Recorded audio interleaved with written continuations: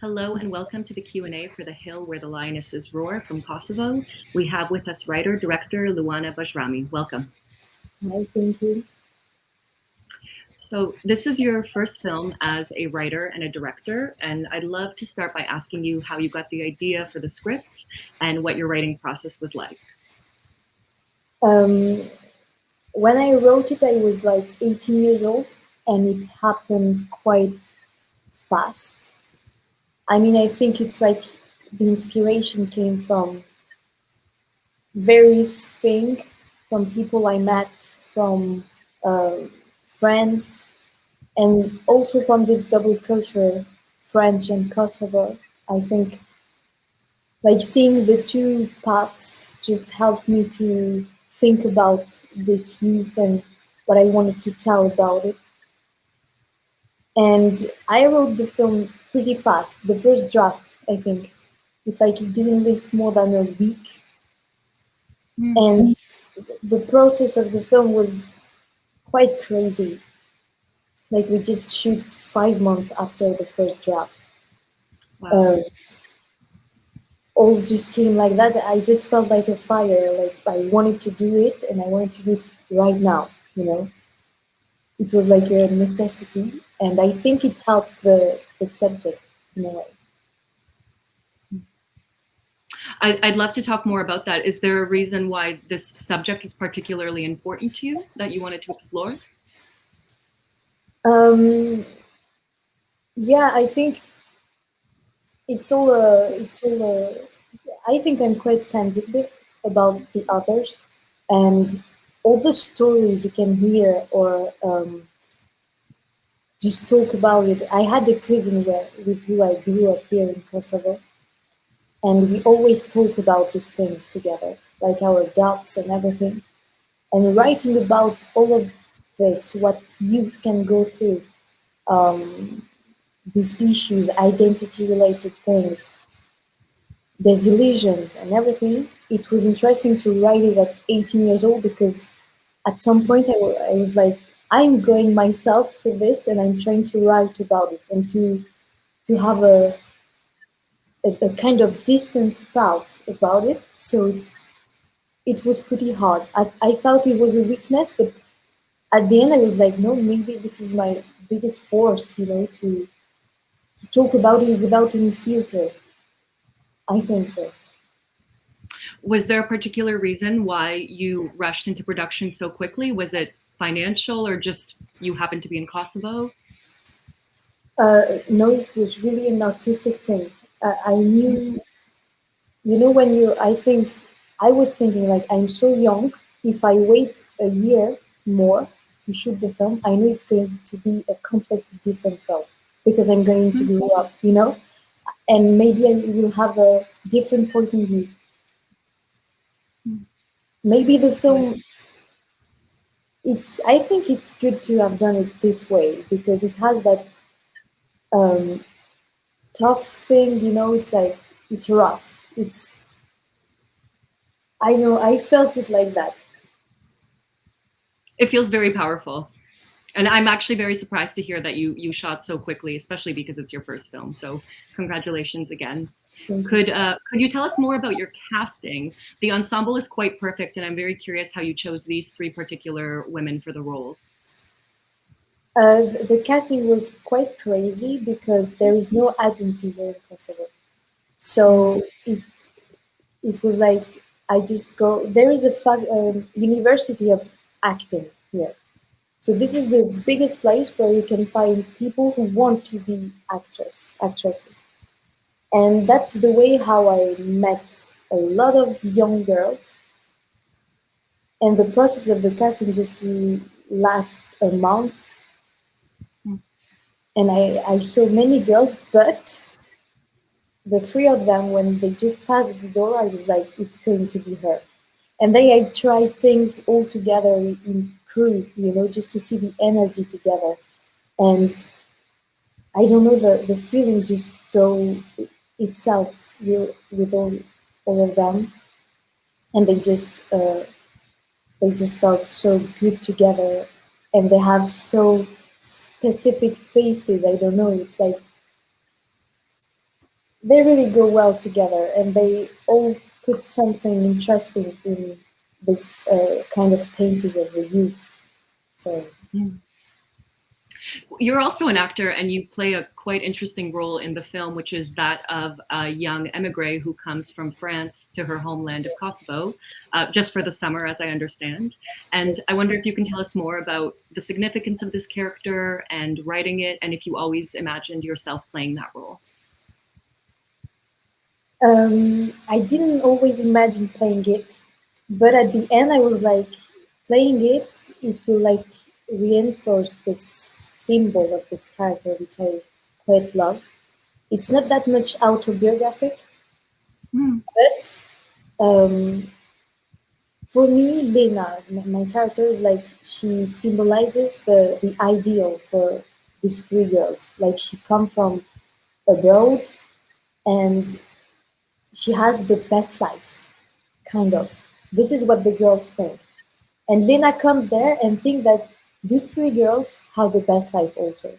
So it's like the conflict and the rapport between you and the stranger, which was really interesting for me.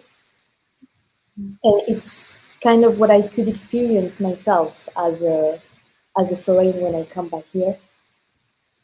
And I don't know, like Lena for me was also a big disillusion for the girls, because she symbolizes what she what these girls wanted to go to.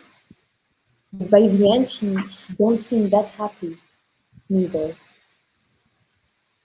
I have to say, I'm also an immigrant, and I grew up between Poland and Canada. And there's the part in the film where they ask her what place is better. And it's a question I remember being asked my entire childhood. And in a way, there's only one answer you can say in those moments.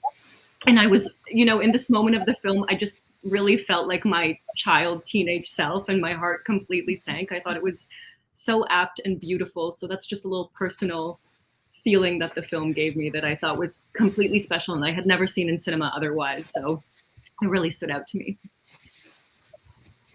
Thank you. Well, that's super cool. But back to the production, can you tell us more about the circumstances under which you were shooting and what that was like at the period of Kosovo that you were in, which I believe was last summer or 2 summers ago, was it? 2 summers ago now. The pandemic has rearranged all understanding of time. So 2 summers ago, what was the shooting like in Kosovo? It was quite crazy. I like 2 weeks before the shooting, we didn't know we were going to shoot because of how fast we built the production plan.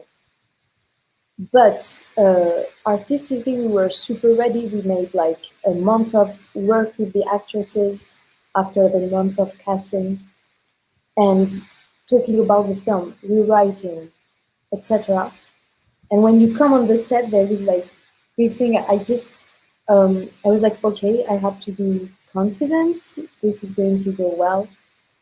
And also, it was really emotional for me because it was like a dream becoming true. And we were shooting in this. I am in there right now, in the village where I grew up, where is the house of my grandmother. And it was important for me to film these places and these surroundings. So it was like, okay, we are quite a young crew making a first feature film, mine, in fact. And for the three girls also, it was their first feature film. The DOP also, it was his first feature film. So, it was like we were all like hands in hands, working together, and we're gonna make this. So it was really emotional. Were you working with quite a confined schedule, or did you have the understanding that there would be time to pick up, or was it you had to finish within a certain time frame? It was 24 days, 6 days a week, and it was enough for this film.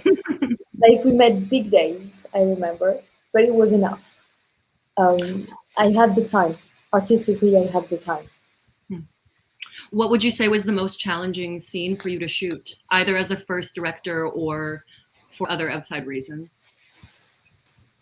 There are many, but I when I was preparing the film, I was like, okay, these big scenes are going to be the most difficult to shoot, but it wasn't real. The biggest challenge was more like I had a really powerful rapport link. I mean, with my actresses, and you know those scenes maybe shorter, but which means so much more psychologically and everything. These were more challenging for me than the biggest scene, like fighting in the pool or I don't know. Yeah, but Well, just I'd like love to know more. Please go ahead, continue. I was telling that you know this the how you say that place, the pool, the empty pool, which is my favorite location. It was like a doom location. I don't know. We just shoot like 3 days there, and the morning was perfect. And then just after the lunch break, it began to rain so much, and like you just couldn't go ahead with this. We had to reshoot. But it was funny. Did you change the script at all as you were shooting to match the production, or did you stay true to the original? I stayed true to the original, but I just add scenes. Mhm.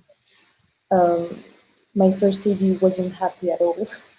No, I just added scenes, and sometimes we didn't make improvisation, but we had sometimes some inspiration on the moment, and I was like, okay, we have to do it a completely different way, so let's rewrite it on right here, like the bathroom scene. You know, I love the scene where they talk. It wasn't at all written like that, and I like this way of just telling the things on that time. It was maybe my favorite scene to shoot, I think. Were the other characters local people, or are they also actors from different generations? Um, Most of them they are actors, but I had some local people. In the casting, I made like it was a, a, a mix. Like I had people who were in the profession, and some others that I just met through the village or in town. I don't know. So Well, I'd love to know more about you generally. The Toronto audiences are meeting you for the first time right now. So I hope you can tell us more about what inspires you as an artist generally and what direction you're being pulled right now. um, I began in this industry as an actress when I was 10 years old in a TV movie for France. And then I just discovered how you shoot a film, and the film sat, and I think I just fell in love. So from there, I just like began to do films myself. I just had a camera, and I was writing scripts, trying to do the same thing as I did as an actress in that first project. And I it just all became like from there. And then now I'm like doing the two. It's quite difficult, but I want to keep the two roads, you know, because I just love two of them. I think being an actress has helped me quite much in the directing part and also the otherwise. Is it possible to straddle both countries for your work, or do you feel pulled in one direction over the other? Um, the two, I think I can do both of them. Um, I don't. It's not the same inspiration. I don't want to. Maybe I don't want to talk about the same subjects there and there. You know, it's interesting. Even if from now I feel that my biggest subject and is like youth and this passage from childhood to adulthood, maybe, which is um, calling me. That makes a lot of sense. I'm curious. So in the film, the character who you play is reading Emile Zola, and I'm wondering what you're reading right now, and if you read different books when you're in Kosovo versus different books when you're in France. Most of books I read a lot maybe much more than I watch films. And the classic literature was kind of my biggest inspiration as I grew up.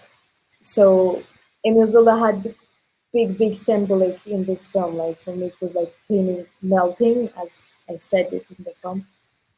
And right now, what I'm reading, it's Fief from David Lopez. It's like a French book about youth and the loop of doing nothing, which is quite interesting in what I'm writing. And yeah, things like that. I really want to thank you so much for sharing with our audiences. We'd love to keep talking to you for longer. I'm very sad that we couldn't welcome you in Canada this year, but I have a feeling this won't be your first film, and I think we will meet again. And I just want to leave you with the last words. If you have anything to say that you'd like to say about your film or say to the Toronto audiences, please go ahead. No, thank you for welcoming me.